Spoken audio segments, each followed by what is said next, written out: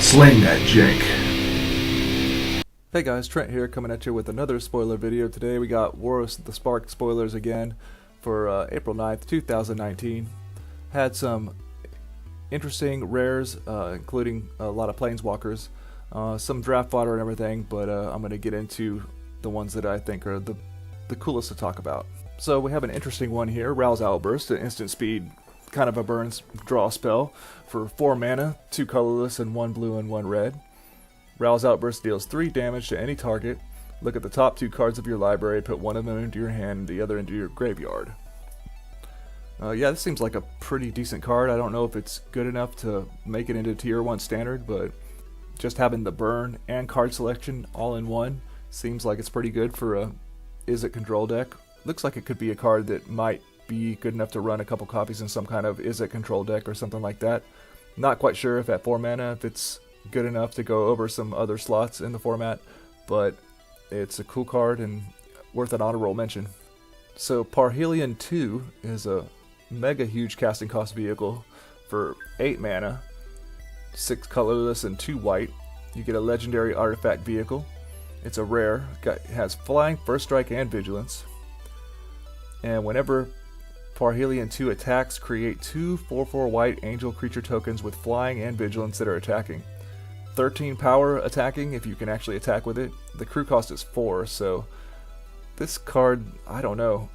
I don't know if this is like some kind of commander vehicle or whatever, but as far as standard constructed goes, I don't know. This is one of those dream ramp cards. It's definitely epic for sure, and I think it would pretty much just win the game almost with one swing. Not to mention that you get to keep the angel tokens if you successfully attack with it. So pretty spicy. I don't know if we'll actually see this in a realistic deck, but it was definitely a cool big bomb rare. First planeswalker today, we got Chandra Fire Artisan for 4 mana, 2 colorless and 2 red. Get a legendary planeswalker Chandra, rare, so she has 2 abilities. Her static ability is, though, whenever 1 or more loyalty counters are removed from Chandra Fire Artisan, she deals that much damage to target opponent or planeswalker. So you can +1 her, exile the top card of your library, and you may play it this turn. That's a familiar ability we've seen. If you can get to her ultimate, I guess you could call it, -7, exile the top 7 cards of your library, you may play them this turn. So that's interesting. It's also like other cards or abilities we've seen before. So as far as her static ability goes, I'm not entirely certain that if a planeswalker takes damage, that counts as a loyalty counter being removed. If that's the case, then if she were to get hit by a creature, that means that she would deal damage. I'm not certain about that though.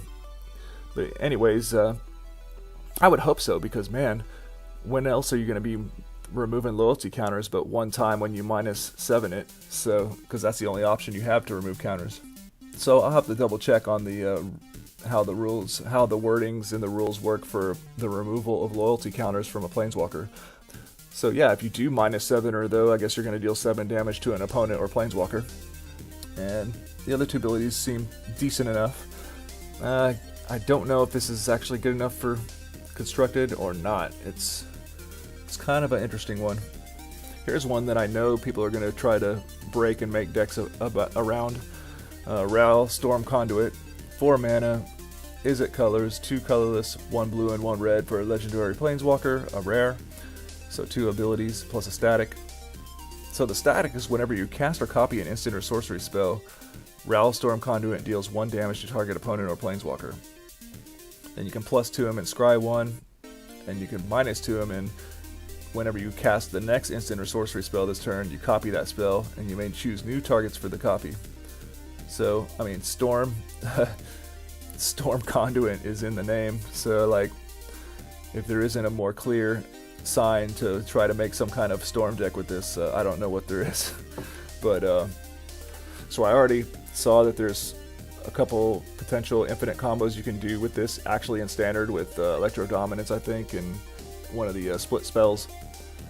Just casted a bunch of cheap spells and copying them and stuff is gonna deal a lot of damage, and so I'm certain this is gonna be some kind of like little Storm deck that people are at least gonna try to bust in standard, and that'll be cool.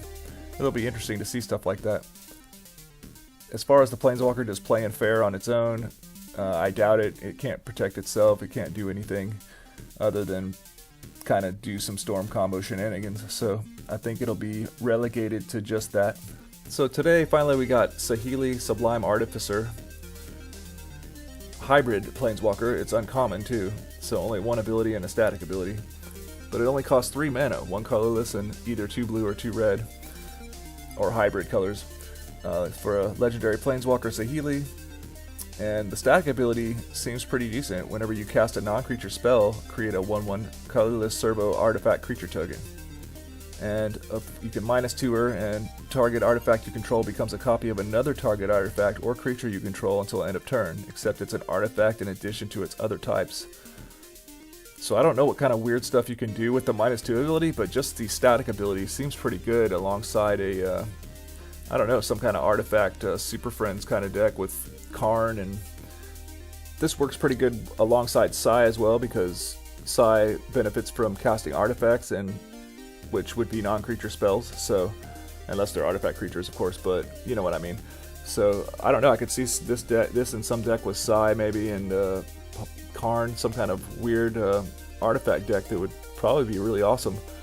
But I think her ability just seems pretty good by itself. And for an uncommon Planeswalker, this seems like a really good one.